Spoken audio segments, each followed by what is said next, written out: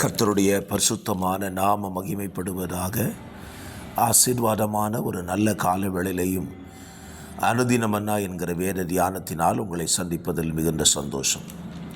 கிருபையாய் கர்த்தர் கூட்டி கொடுத்திருக்கிற நாளுக்காக கர்த்தரை துதிப்போம். இந்த நாள் மே மாதம் 24 சனிக்கிழமை காலவேளை.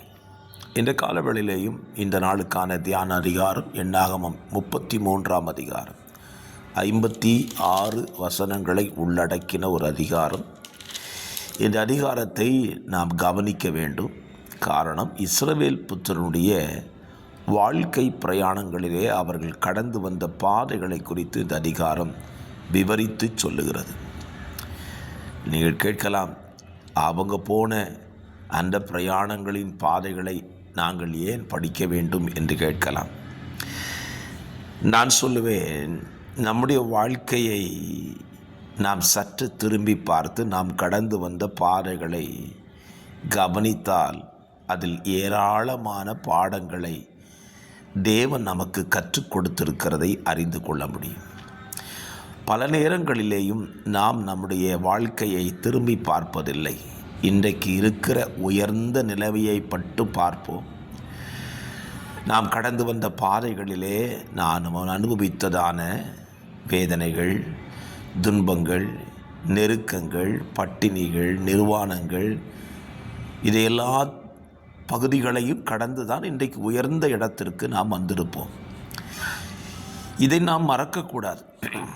எங்களுடைய ஊழிய பாதையிலே அடிக்கடி நாங்கள் குடும்பத்தில் பேசிக்கொள்ளுகிற ஒரு காரியம், ஒரு காலத்தில் 25 பைசா இல்லாததினாலே 100 கிராம் பால் வாங்க முடியாமல் இருந்த ஒரு காலம் இருந்தது.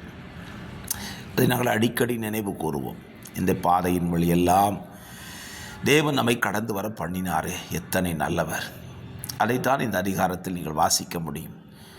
இஸ்ரவேல் ஜனங்கள் கடந்து வந்த ஒவ்வொரு பாதையும் ஒவ்வொரு இடத்தையும் கர்த்தர் குறிப்பிட்டு அவர்களுக்கு இந்த அதிகாரத்தை எழுதுகிறார். ஏன்? அவைகளில் அவர்கள் கற்றிருக்க வேண்டிய பாடங்கள் இருந்தது. ஆகவே என்னை கேட்கிற அருமையான கர்த்தருடைய பிள்ளைகளை, உங்கள் வாழ்க்கையிலையும் சற்று திரும்பி பாருங்கள்.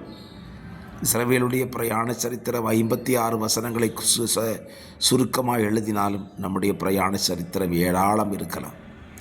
அவைகளை திரும்பி பார்த்தால் அதில் நாம் கற்றுக்கொண்ட ஏராளம் பாடங்கள் இருக்கும். அதையெல்லாம் நம்முடைய வாழ்க்கைக்கு, நம்முடைய எதிர்கால சந்ததிகளுக்கு பிரயோஜனமாக இருக்கும். ஆகவே திரும்பி பார்த்து ஆண்டவருக்கு நன்றி சொல்லுங்கள். கர்த்தர் கற்றுக் கொடுத்த பாடங்களுக்காக நன்றி சொல்லுங்கள். தகப்பனே, இந்த நல்ல காலவெளியிலையும் எங்கள் வாழ்க்கையில் நாங்கள் கடந்து வந்த பாதைகளை திரும்பி பார்க்க வேண்டும் என்று சொல்லி இந்த அதிகாரத்தின் மூலமாய் பேசினதற்காக நன்றி. திரும்பி பார்த்து கற்றுக்கொள்ள எங்களுக்கு உதவி செய்யும். இயேசுவின் நாமத்தில் பிதாவே, ஆமென், ஆமென்.